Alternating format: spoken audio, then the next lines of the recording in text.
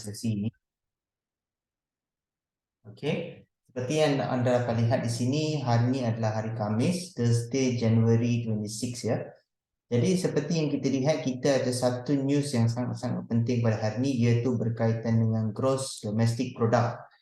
Ya, jadi ini adalah satu indikator yang sangat-sangat penting di dalam US ekonomi, kerana ini adalah berkaitan dengan GDP negara Amerika sebenarnya. Dan ini sebenarnya juga boleh membantu kepada di mana sebenarnya trend akan berada. Ya, sepertinya yang kita tahu ia ni akan berada pada pukul 9.30 dan kita tahu yang bahawa dia diforecastkan dianggarkan berada di 2.6% berbanding dengan 3.2% sebelum ini. Jadi apa yang kita faham daripada sini ialah penurunan US dollar itu boleh berlaku kerana GDP pembacaan GDP-nya adalah sangat kurang sebenarnya ya. Okey. Jadi itu adalah info yang kita dapat yang pertama. Keduanya, kalau kita lihat kepada advanced GDP price index di sini, kalau kita melihat dia juga adalah sangat menurun iaitu sebanyak 3.2% berbanding dengan 4.4 juga. Jadi ini juga sebenarnya menyebabkan US dollar akan jatuh juga. Jadi sepertinya yang kita tahu minggu lepas dengan minggu ini, kita sebenarnya melihat yang bahawa gold sebenarnya mempunyai satu kenaikan yang sangat mendadak dan sangat-sangat kuat sebenarnya. Jadi kita sebenarnya tidak dapat untuk sebenarnya melihat di mana sebenarnya US dollar boleh muat, kerana kita juga tahu yang bahawa Fed sebenarnya menurunkan interest rate mereka Walaupun mereka menaikkan, tapi mereka melakukan kenaikan interest rate itu secara perlahan-lahan. Jadi kalau kita lihat di sini, kita ada lagi satu news juga yang sangat penting pada hari ini, iaitu adalah core durable goods orders month to month juga. Kalau kita lihat di sini, ini merupakan satu leading indicator. Sepertinya yang selalu saya katakan, untuk leading indicator sebenarnya, ia mempunyai impact daripada 6 bulan ke 12 bulan untuk short term. Kalau untuk long term, sebenarnya dia mempunyai impact sebanyak 12 bulan ke 24 bulan.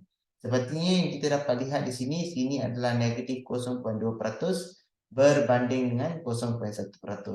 Makanya kalau kita melihat di sini juga, kita sebenarnya mengetahui yang bahawa US dollar akan melemah juga. Ya. Jadi banyak data-data di sini yang sebenarnya membantu kepada kelemahan US dollar. Kalau kita lihat di durable goods orders month to month ini, yang sebenarnya kita dapat lihat di sini, ini juga merupakan satu leading indicator juga. Kalau kita melihat di sini adalah 2.4% berbanding dengan negatif 2.1%. Seperti ini yang kita tahu, untuk core durable goods orders, kita sebenarnya mempunyai penurunan. Tapi untuk durable goods orders, kita mempunyai bacaan yang lebih tinggi dan lebih baik yang akan membantu kepada kenaikan US dollar. Makanya seperti yang saya katakan tadi, kalau untuk short term, dia ni mempunyai 6 bulan ke 12 bulan.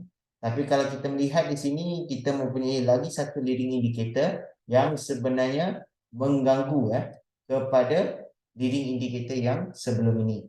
Jadi daripada sini juga kita tahu yang bahawa market pasti akan sideways pada pukul 9.30 hari ini. Ya. Dan untuk unemployment claims, kalau kita melihat di sini, unemployment claims merupakan satu lagging indicator. Maksud dia lagging indicator ni adalah penting seperti yang saya selalu katakan, kerana lagging indicator sebenarnya merupakan penyambung kepada leading indicator.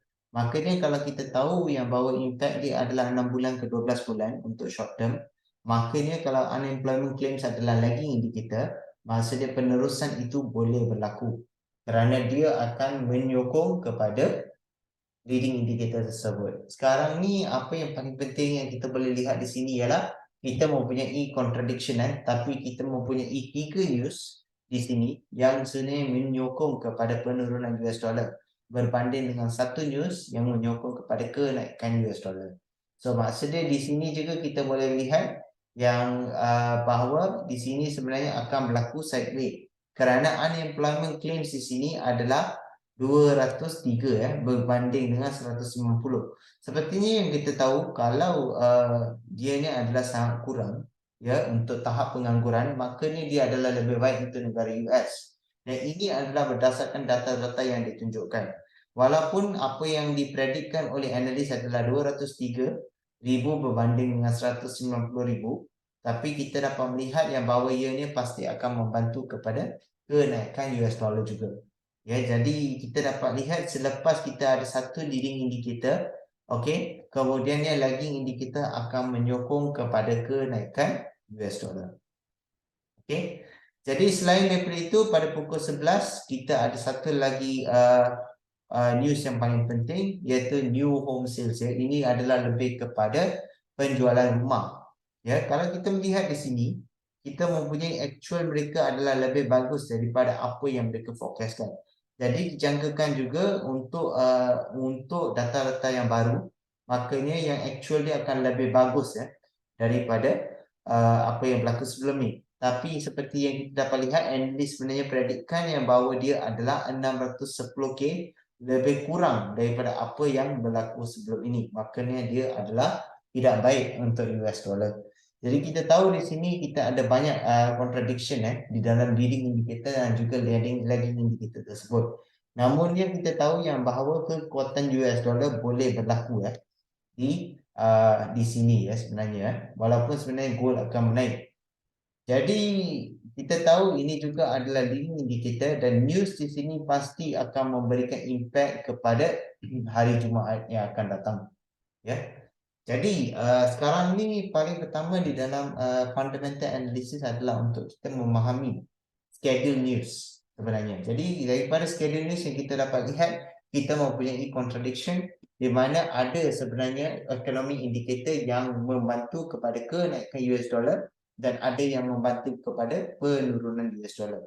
Jadi di sini apa yang kita boleh buat adalah kita haruslah mempunyai info yang lain juga. Ya, info yang lain itu adalah info masa sekarang tentang apa yang tengah berlaku. Untuk itu kita menggunakan investing.com seperti yang anda dapat lihat di atas ini ya. Jadi saya tekan saja di sini, saya type saja XAU/USD gold spot US dollar. Kalau saya tekan ini, saya akan terus datang kepada page ini. Okey, seperti yang anda dapat lihat di sini, ini adalah technical chart ya. Kenapa jika USD kuat gold naik Okey, alright. Sebenarnya apa yang berlaku ni adalah kalau ikut kepada historical data, selalunya kalau USD kuat, gold akan turun. Dan kalau gold naik, USD akan turun. So maksudnya dia adalah dia punya correlation dia adalah negative relationship selalunya. Tapi kadang-kala seperti yang Anwar tanya tu, dia akan jadi juga di mana US dollar boleh kuat dan gold juga boleh kuat pada masa yang sama juga. Tapi itu adalah berdasarkan kepada fundamental faktor yang berlaku kepada masa itu.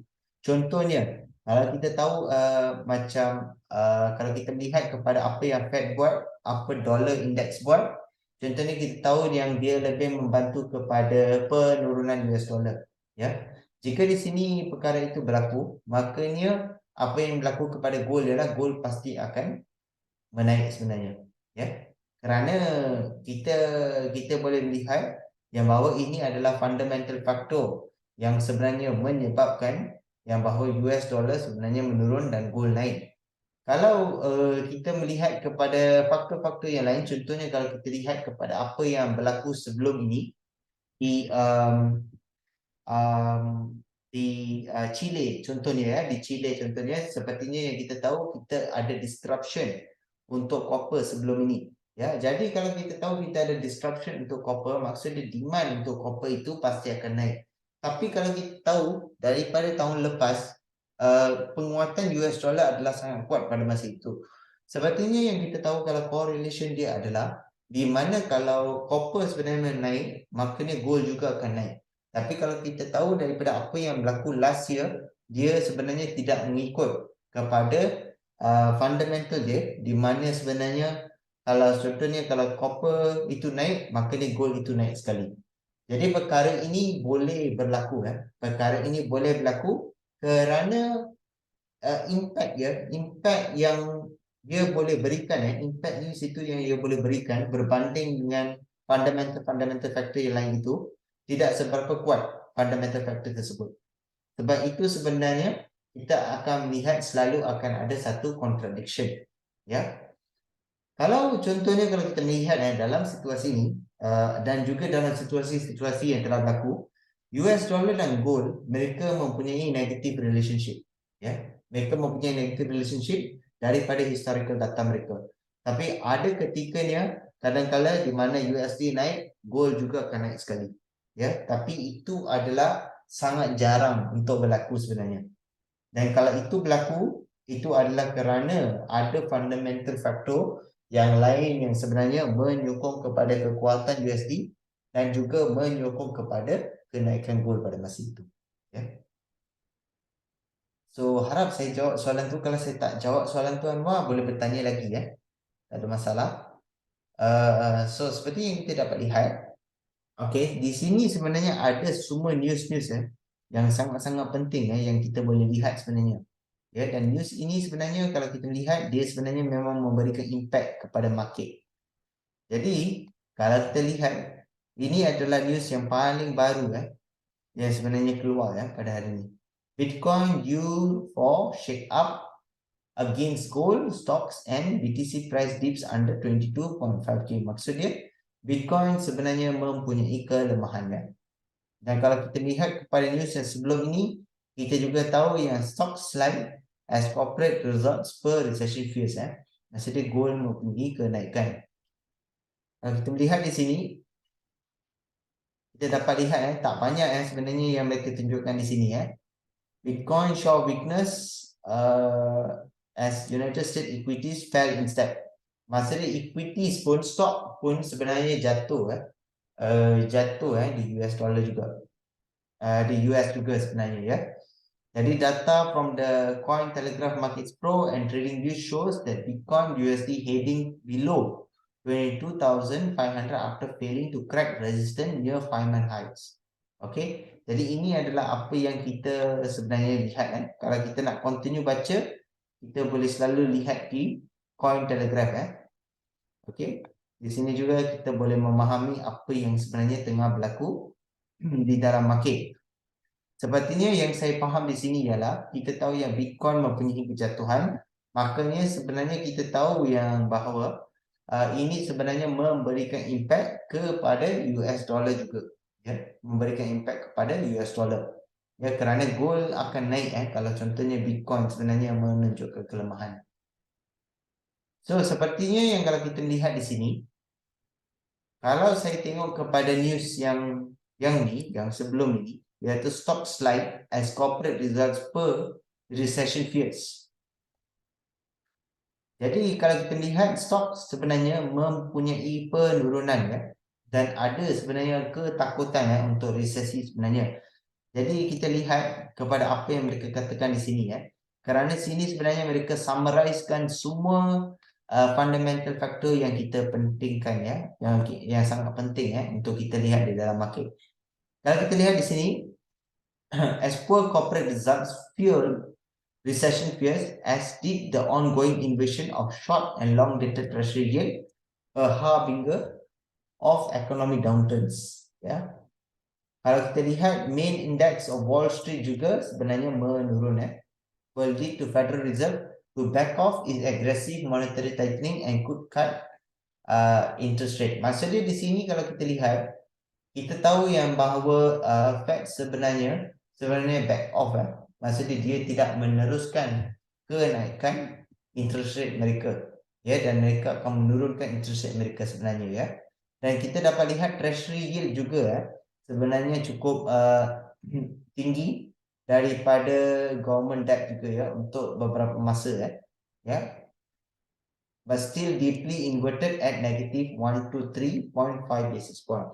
Jadi walaupun sebenarnya mempunyai kenaikan, tapi sebenarnya masih ada penurunan di negatif 123.5 basis point.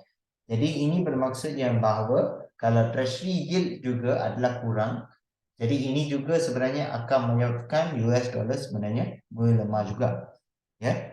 Selain daripada itu, kalau kita melihat ada beberapa perkara sini adalah cuma untuk explanation saja Tapi kalau kita melihat kepada news di sini, adalah untuk kita fokus kepada fundamental factor tersebut. Ya. So kalau kita lihat di sini, kita dapat melihat the yield was down. Kita tahu seperti yang saya kata tadi, dia ada kejatuhan dalam yield dia walaupun ada penambahan. Dan Fed projection that its target will stay above 5% into next year. Maksudnya kita sekarang dapat melihat yang bahawa mereka sebenarnya telah juga katakan yang bahawa target rate mereka adalah above 5%. Jadi kalau kita nak tahu apa yang berlaku sekarang ni, kita dah tahu 4.25 ke 4.5%. Ini adalah ranging untuk Fed interest rate sebenarnya Tapi kalau kita melihat di sini, apa yang mereka tengah melihat untuk tahun ini dan juga tahun depan adalah mereka sebenarnya melihat kepada below 5%. Below 5%. Jadi kalau kita melihat kepada perkara ini, maksudnya kita faham di sini yang bahawa mereka pasti akan menaikkan interest rate mereka, tapi perkara itu tidak akan dilakukan secara mendadak sebenarnya. Jadi itu yang kita faham daripada apa yang kita tengah bacakan di sini. Dan kemudian ni kita ada Bank of Canada juga yang kemungkinan akan menaikkan interest rate mereka. Australian dollar juga mempunyai kenaikan juga kerana inflation rate adalah sangat tinggi. Canadian dollar ada kejatuhan berbanding dengan US dollar. Euro ada kenaikan berbanding dengan US dollar. Selain daripada itu, sekarang ni gold reverse course to edge up as dollar weaken and investor kept a close eye on a slew of upcoming US economic data that could influence the Fed policy meeting next week. Jadi, di sini sebenarnya apa yang kita dapat melihat ialah hari ini kita mempunyai satu news yang berkaitan dengan GDP, Gross Domestic Product. Untuk Gross Domestic Product.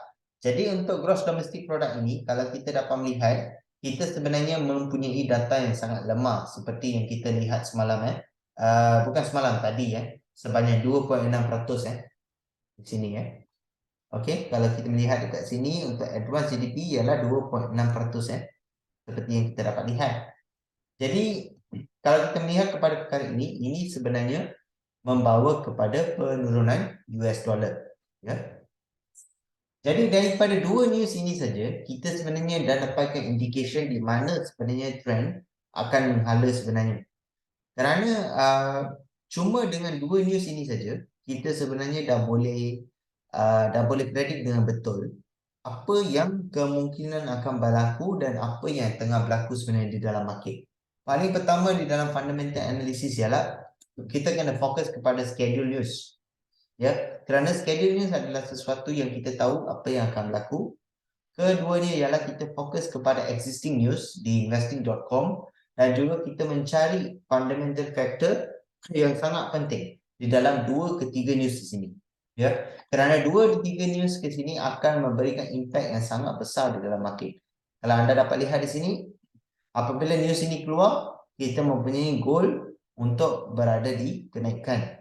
Apabila kita berada di news ini, makanya kita mempunyai sedikit saja retracement dan kemudian ianya akan membantu kepada kenaikan yang seterusnya.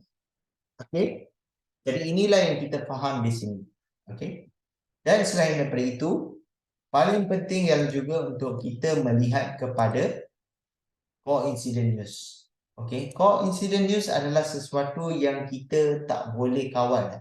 Sesuatu yang kita tak boleh kawal, sesuatu yang kita tak boleh jangkakan apa yang akan berlaku. Jadi sepertinya yang kita tahu, kita selalu melihat kepada sekurang-kurangnya 1 jam sekali. 1 jam sekali satu news cuma untuk kita tahu yang bahawa kita tak ada apa-apa news yang boleh mengganggu kepada trading analysis kita. Seperti yang kita dapat lihat di sini, kita ada satu news iaitu 2 jam 27 minit yang lalu yang mengatakan US dollar ease as traders look to central bank for cues. Maksudnya kita mempunyai US dollar mempunyai penurunan kerana setiap trader sebenarnya melihat kepada central bank untuk clue Jadi kita kalau melihat di sini, kita boleh baca pada apa yang berlaku Jadi kita tahu dia tidak mempunyai banyak kenaikan, cuma sebanyak 25 basis point sahaja. Maksudnya di sini kita tahu yang bahawa dia tidak banyak ada perubahan dengan apa yang kita baca di investing.com. Ya, okey. So jadi di sini kita dah tahu dah apa sebenarnya trendnya, dan apa yang kita boleh buat ialah kita haruslah mencari fundamental range. Okey. Untuk mencari fundamental range sebenarnya, ya, pertamanya kita ada dua cara untuk melakukan perkara ini. Di mana pertamanya kita melihat kepada days range di sini. Okey, bergantung kepada masa yang anda ingin trade itu, anda kena selalu melihat kepada days range anda. Okey, kerana dia ni telah dikalkulkan dan ini adalah range yang paling selamat kerana ini adalah range di mana retracement boleh berlaku dan di mana sebenarnya market telah lalu di dalam market, ya. Jadi kalau kita lihat, kita mempunyai days range kita di antara 1942.60 ke 1949.29. Ini adalah day range kita. Cara kedua untuk kita melihat adalah kita boleh pergi ke di general overview historical data di sini, tekan saja historical data di sini. Kemudian anda scrollkan di bawah. Seperti yang anda dapat lihat di sini, kita ada daily, weekly dengan monthly. Di sini kita pilih yang daily, Jadi seperti yang saya selalu katakan, kita menggunakan konsep untuk moving average 5. Untuk moving average 5 sebenarnya anda haruslah memilih sekurang-kurangnya 5 information open dan 5 information into high. Kemudian anda bahagikan dengan 5 untuk mendapatkan open price pada hari ini, dan juga high price pada hari ini juga.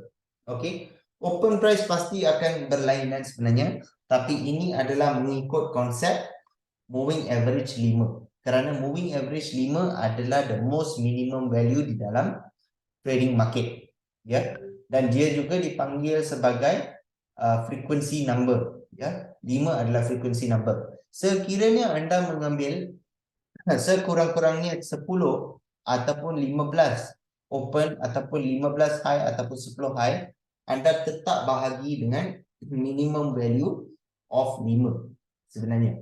Kenapa perkara ini berlaku? Kerana itu adalah formulanya. Itu adalah formulanya dan dia menggunakan konsep moving average di mana price akan sebenarnya lalu di open price tersebut dan juga di high price tersebut. Jadi ada dua cara untuk anda sebenarnya dapatkan range. Pertamanya anda melihat saja kepada days range di sini, dan kemudiannya kalau anda ingin lebih kepada manual, anda pilih saja 5 di sini open, 5 high di sini dan kemudian bahagi dengan 5.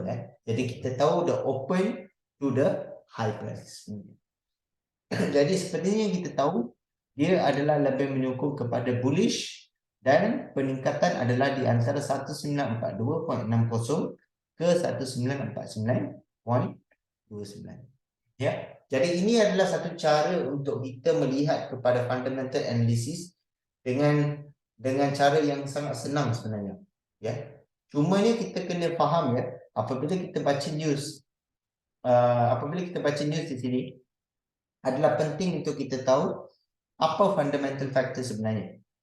Fundamental factor sebenarnya adalah sesuatu yang boleh memberikan impact kepada market. Itu adalah definisi dia. Apa-apa saja yang boleh memberikan impact kepada market yang anda baca di sini, maka itu akan menjadi fundamental factor. Contohnya seperti yang anda tahu, kita melihat kepada treasury yield. Itu adalah satu fundamental factor. Kalau kita melihat kepada recession fears, apa yang berlaku mengenai interest rate, Fed, itu adalah satu fundamental factor.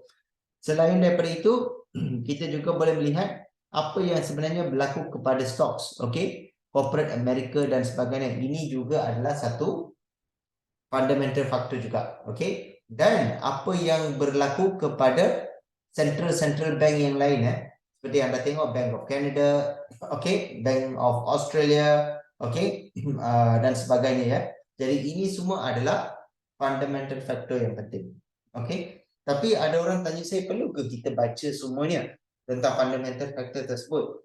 Jawapan dia ialah, kalau anda sebenarnya baca keseluruhan adalah lebih bagus untuk anda, supaya anda dapat untuk mendapatkan trend yang betul. Kalau sekiranya anda tak dapat nak baca semua, tapi anda script through dan lihat kepada apa fundamental faktor yang penting yang memberikan impact di dalam market, itu juga boleh membantu anda di dalam trading anda. Ya. Sebab kerana kebanyakan masa kalau kita melihat kepada fundamental analysis, ianya sebenarnya adalah satu proses yang sangat lama. Ya, adalah satu proses yang sangat lama. Tapi di investing.com ini mereka sebenarnya telah summarizekan segala-galanya di mana mereka memasukkan perkara itu di dalam satu news. Ya. Jadi di news itu saja anda dah boleh tahu dah apa yang berlaku kepada US crude oil, apa yang berlaku kepada Brent crude oil, apa yang berlaku kepada gold futures, Australian dollar, Canadian dollar dan sebagainya ya. Jadi kita tahu yang bahawa ini adalah fundamental factor yang sangat-sangat penting untuk kita lihat di dalam fundamental analysis kita. Okey. Untuk trend masih bullish sebenarnya daripada pembacaan kita. Okey. Dan kita sebenarnya dah tahu apa sebenarnya fundamental range kita pada hari ini. Saya nak tanya, Anwar ada soalan-soalan? Kalau ada soalan-soalan sila tanya ya. Hari ini saya akan ajar anda tentang teknik intraday. Kita tengok untuk teknik intraday kita. Tadi saya ada bagi signal di dalam grup, iaitu saya bagi sell yang sepatutnya kena di sini di John Key Levels di sini. Tak ada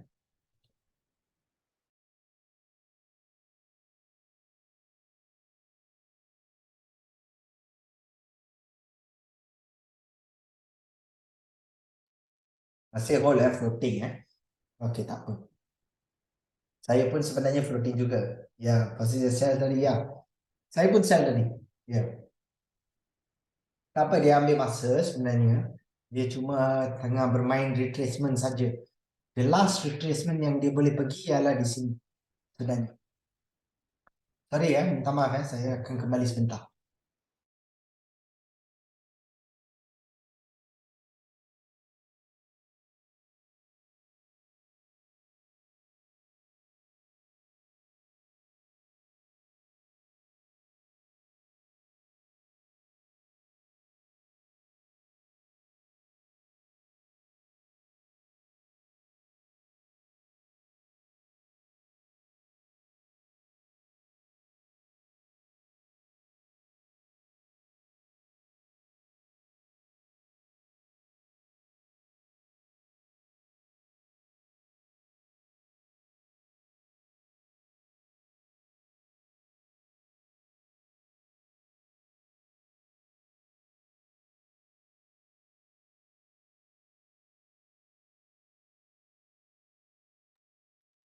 Hai, terima kasih kerana menunggu Mr. Anwar. Ya, saya sebenarnya tak berapa sihat sejak Friday yang lalu So sebab tu sebenarnya saya masih saya masih sebenarnya ambil masa untuk sebenarnya heal. Jadi cukup saya pun tak sure kenapa tapi saya rasa baru-baru ini memang ramai sebenarnya yang akan sakit-sakit dan sebagainya tapi itulah jaga kesihatan lah anda juga ya. Jadi tadi sebenarnya apabila saya memberikan sel, okey, dia ni sebenarnya berada di sekitar ini dan dia sepatutnya kena di Beyond Key Levels terima kasih, yes, terima kasih. Jadi dia sepatutnya kena di Beyond Key Levels ini. Tapi kalau kita tengok di sini, dia tak sampai kepada Beyond Key Levels di bawah ini Jadi apa yang dia buat ialah dia sebenarnya tengah menaik, okey, dan dia naik untuk sentuh Beyond Key Levels di atas ini dan kemudian dia sampai lagi, dia tak cukup kuat untuk sampai di Beyond Key Levels ini.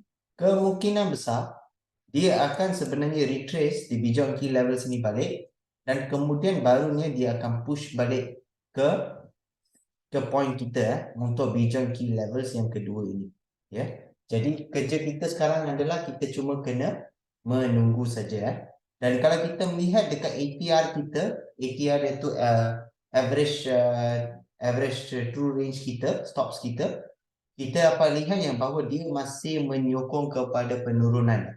Ya, kalau dia masih menyokong kepada penurunan, makanya apa yang kita faham di sini ialah kita sebenarnya mempunyai harapan untuk ianya untuk sampai sekurang-kurangnya di beyond key levels di sini ataupun di beyond key levels yang kedua sebenarnya. Ya, jadi sepertinya saya dapat lihat juga kita punya extreme trend, kita punya trauma dan sebagainya cukup menunjukkan yang bahawa dia ni tidak mempunyai momentum yang sangat kuat especially di sini.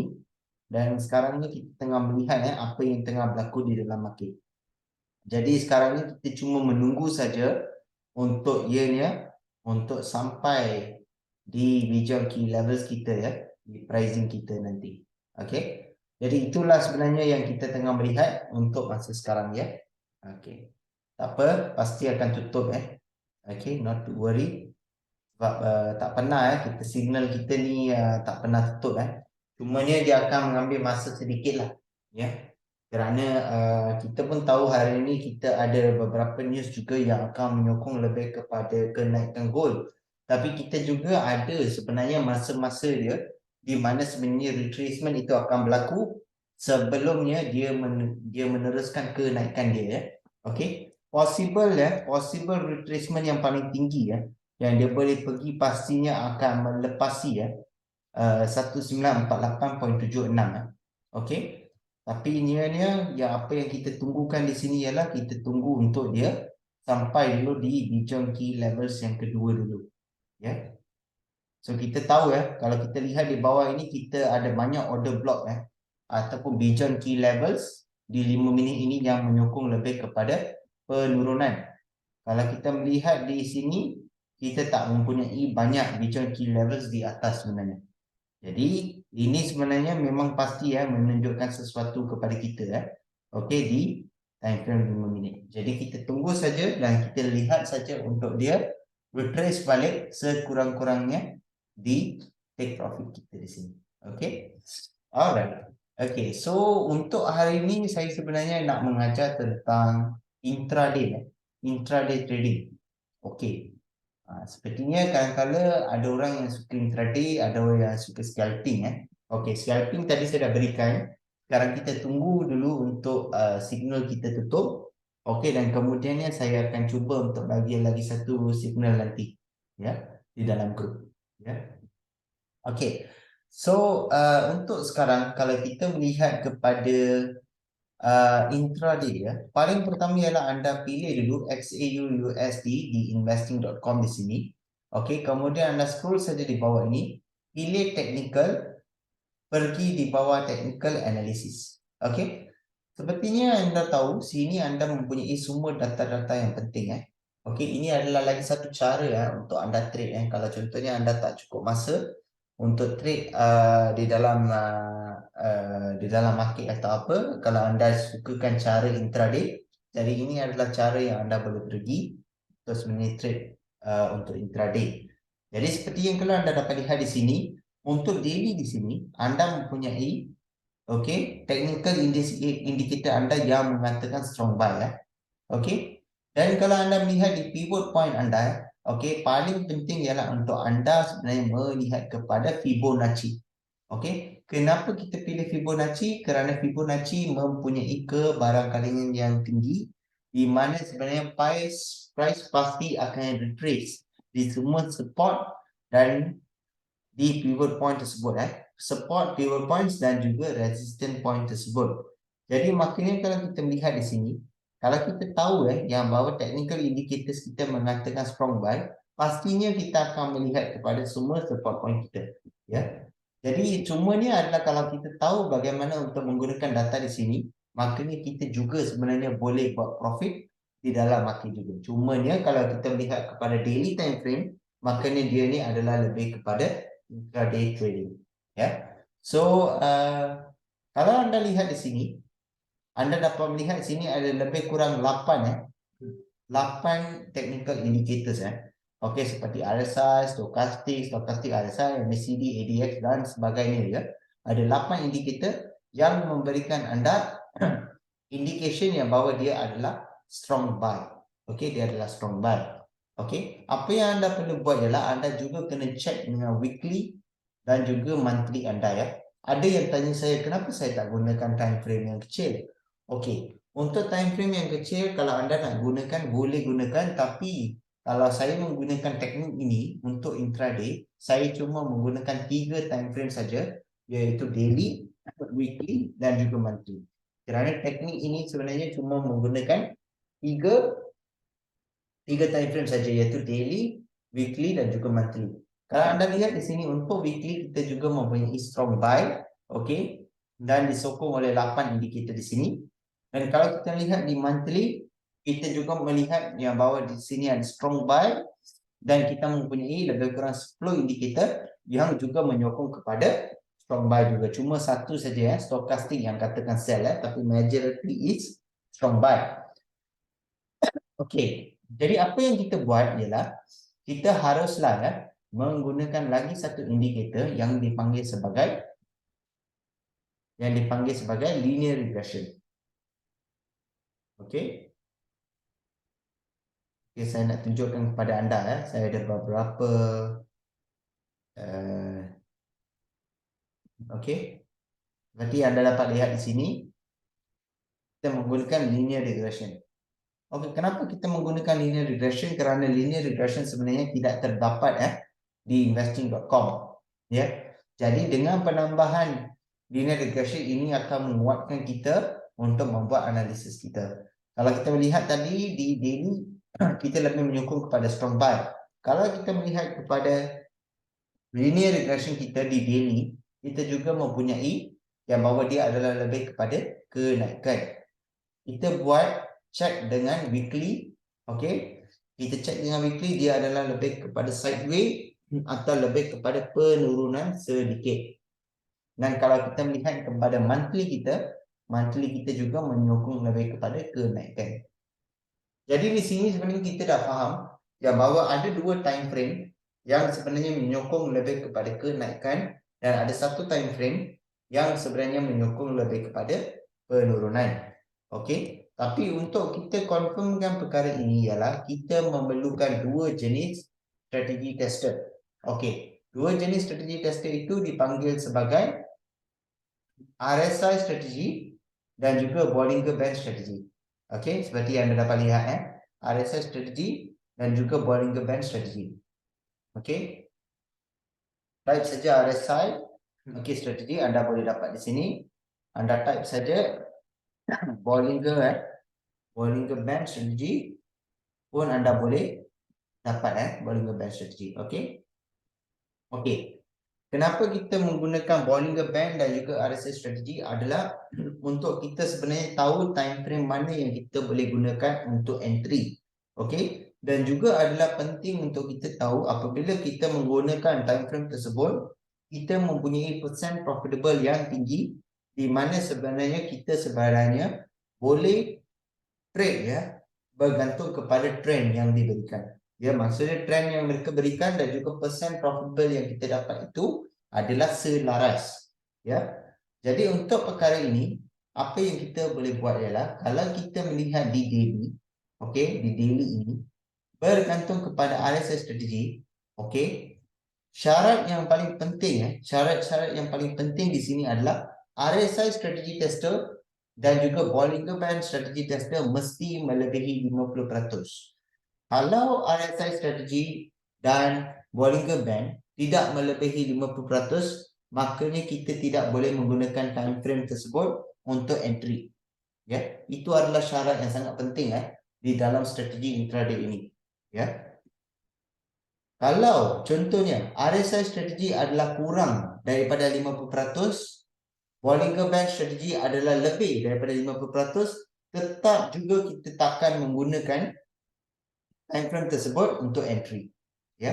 Kalau Bollinger Band strategi tester adalah kurang daripada 50% dan RSI strategi adalah lebih, tetap juga kita tidak akan menggunakan time frame tersebut untuk entry. Makanya di sini adalah syaratnya adalah kedua-dua RSI strategi dan juga Bollinger Band strategi tester mesti melebihi 50%. Dan bagaimana kita tahu perkara itu ialah kita boleh lihat di sini key percent profitable sini. Kalau kita sekarang melihat kepada daily, kita tahu di daily ini kita mempunyai 66.67%. Ya. Jadi ini adalah melebihi 50%. Jadi ini adalah bagus untuk kita. Kalau kita melihat kepada weekly kita, okey, untuk RSI strategi okey, kita mempunyai 56.25% di sini, ya. Dan kalau kita melihat kepada monthly kita adalah 0%. Jadi kalau anda lihat di sini sekarang ni untuk RSI strategi tester kita cuma mempunyai daily dan juga weekly saja untuk kita percaya iaitu dia adalah lebih 50%, tapi kita belum check kepada Bollinger Band lagi. Okey. Kalau kita melihat di monthly kita cuma adalah 0%. Maksud dia di sini kita tidak boleh sebenarnya ambil monthly time frame sebagai point kita untuk entry. Okey, point kita untuk entry di sini adalah berdasarkan kepada Fibonacci points yang kita ada tadi. Okey, saya akan terangkan lebih lanjut nanti. So maksudnya di sini kita dah tahu yang kalau kita lihat pada RSI strategi saja dia dah 0%, maksud dia kita tak perlu juga untuk melihat kepada Bollinger Band strategi tester kita. Tapi kalau kita melihat di sini Bollinger Band strategi tester kita adalah 36.36%, juga adalah kurang daripada 50% juga. Ini bermaksud yang kita tidak boleh menggunakan time frame untuk daily. Bukan daily untuk monthly untuk monthly. Okey. Sekarang kita check dengan weekly Tengok dekat weekly adalah 56.76% untuk Bollinger Band strategi tester. Okey, menepati syarat menepati syarat. Kalau kita lihat kepada daily juga mempunyai 64.57%. Menepati syarat juga. Jadi ini bermaksud kalau contohnya kita ingin trade untuk intraday, maknanya kita kena ada persen profitable yang melebihi 50%. Ya, dan kalau kita melihat di sini, kita cuma mempunyai dua time frame saja, iaitu daily dan juga untuk weekly saja yang memenuhi syarat ini. Ya. Jadi di dalam situasi ini, apa yang kita boleh buat ialah okey, kita boleh balik kepada sini untuk tengok kepada daily dan juga untuk weekly kita. Sepertinya yang kita faham yang kita baca daripada fundamental analysis kita tadi, fundamental analysis kita mengatakan yang bahawa hari ini adalah lebih kepada bullish, dan kita mempunyai ranging kita daripada 1942.60 ke 1949.29. Jadi ada orang tanya saya, bolehkah sebenarnya ranging ini adalah lebih kurang dan bolehkah sebenarnya ranging ini adalah lebih? Jawapan dia adalah yes. Tapi daripada ranging yang kita ada ini adalah ranging yang paling selamat untuk anda trade sebenarnya. Okey. Tapi kalau anda melihat kepada technical analysis anda di sini, okey, sepertinya anda tahu ada dua time frame yang anda boleh masuk untuk daily. Kalau anda ingin trade untuk intraday, selalunya anda memilih kepada time frame daily. Kalau contohnya daily anda sebenarnya tidak memenuhi syarat untuk persen profitable itu adalah melebihi 50%, barulah anda sebenarnya menggunakan weekly untuk anda masuk untuk entry anda. Okey, saya repeat balik Kalau intraday selalunya fokus kita yang paling utama ialah kita fokus kepada daily time frame untuk entry. Tapi kalau contohnya di daily time frame, kalau kita tidak mempunyai persen profitable yang melebihi 50%, makanya kita pilih kepada time frame yang lain yang lebih dekat kepada daily iaitu weekly untuk sebenarnya kemasukan entry. Okey, ini adalah strategi yang digunakan untuk intraday. Okey. Jadi di sini kalau kita melihat untuk daily di sini, kita mempunyai 1927.19 iaitu support 1, dan kita mempunyai pivot point kita di 1937.98. Okey. Jadi ada orang tanya saya, bolehkah sebenarnya kita masuk di support 3 ataupun support 2 dan ambil punya profit di pivot point? Jawapan dia adalah boleh, tak ada masalah Tapi cumanya ialah selalunya apa yang mereka buat ialah mereka sebenarnya, kalau contohnya kita tahu fundamental analysis kita menyokong kepada bullish, technical analysis kita juga menyokong kepada bullish, mereka akan mengambil support 1 dan kemudian take profit mereka akan berada di pivot point iaitu di 1937.98. Jadi itu adalah cara di mana sebenarnya kita melihat kepada point of entry dan juga point untuk kita take profit sebenarnya. Kalau ada orang tanya saya tentang stop loss dan sebagainya, sekurang-kurangnya 30 pips di bawah 1927.19. Ya, kalau itu adalah untuk stop loss. Ya, kalau itu adalah untuk stop loss ya. Okey. Membuat pengurangan sebanyak 30 pips ya. Okey. Tapi selalunya dia tidak akan sampai ke support 2 dan dia boleh retrace Dia boleh retrace balik ke pivot point kerana pivot point merupakan satu point yang sangat kuat untuk daily di mana price pasti akan retrace balik di tempat itu. Jadi maksudnya kalau anda tahu trend anda adalah menaik dan anda pilih salah satu support point ini, maksudnya pasti price akan menyentuh di support one anda dan kemudian price akan retrace balik di pivot point anda di 1937.98 ya. Jadi ini adalah sebenarnya satu cara di mana sebenarnya anda boleh trade di dalam market sebenarnya ya, dan ini mempunyai persen kemenangan sebanyak 80 ke 85% di dalam market ya. Jadi ini adalah satu teknik yang sangat senang sebenarnya untuk intraday trading sebenarnya ya. Okey. Jadi itu saja yang saya nak katakan. Selain daripada itu, sekarang ni kita melihat balik apa yang sebenarnya tengah berlaku dengan signal yang kita berikan tadi. Okey. Okey, maksud dia ini akan menjadi sesuatu yang masa yang lama kerana ETR kita baru sebenarnya tukar kepada warna hijau ya. Okey, tak apa, tidak perlu risau. Kalau dia tukar juga, dia juga boleh sebenarnya berubah Dia juga boleh berubah ke warna merah. Jadi apa yang kita boleh buat ialah kita boleh menunggu. Okey, sekurang-kurangnya kalau dia mempunyai lebih retracement, dia akan retrace di atas ini ya. Dan kemudian dia akan retrace balik di bawah ini sebenarnya. Okey. Jadi kita tunggu saja untuk melihat di 5 minit. Kalau kita pergi di 1 minit, kita akan melihat apa yang berlaku. Okey.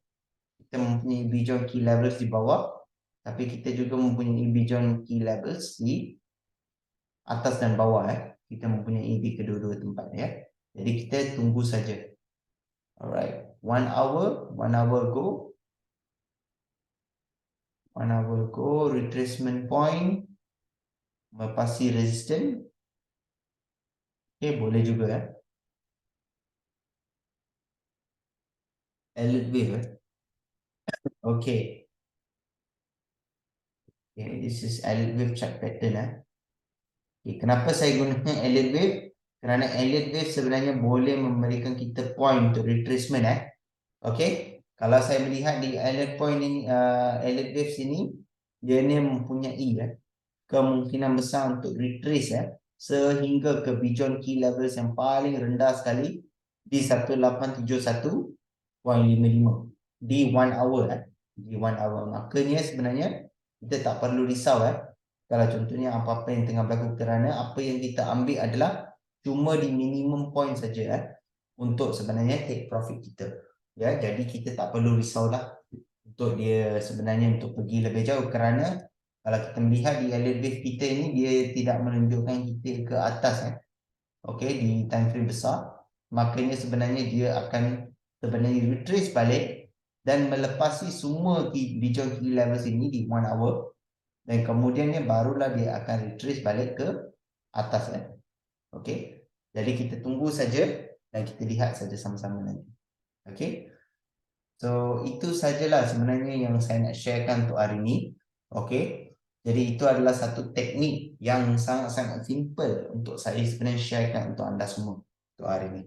Dan untuk hari ini kita cuma lihat saja kepada signal kita memang tengah floating, tapi jangan risau sebenarnya sebab dia ini pasti akan retrace balik kan. Dia pasti akan retrace balik. Cuma pastikan yang anda mempunyai equity kan. Equity yang mencukupi untuk anda sebenarnya menunggu kan. Menunggu dia sampai balik ke point ini. Kalau ada sebarang apa-apa info nanti saya akan berikan di dalam grup juga.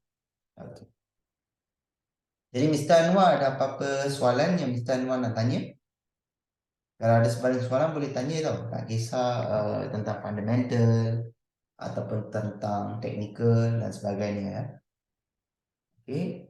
Dan Mr. Anwar saya nak tanya juga kerana Mr. Anwar daripada mana kerana esok sebenarnya kita ada satu program di Johor sebenarnya. Ya, dan di sana sebenarnya kita sebenarnya melakukan satu seminar juga ya di Johor sebenarnya. Oh, dari Pulau Pinang. Oh, saya pun lahir kat Pulau Pinang juga. Tapi cumanya esok program kita di apa ni di Johor sebenarnya. Ya. So program itu sebenarnya mereka akan sebenarnya mengajar juga tentang trading dan sebagainya juga. Ya, jadi kalau Pulau Pinang sampai Johor jauh juga jauh juga Mr. Anwar. Tak apalah, tapi kalau boleh attend lah, tak ada masalah juga. Ya, kalau tak boleh tak apalah, tak kisah juga. Ya, sebab memang jauh kan. Ya. So tak apa Mr. Anwar, untuk event yang tu kita akan sentiasa ada kalau ada live boleh join boleh join. Yes, betul. Nanti saya cuba tengok juga kalau mereka akan buka untuk live.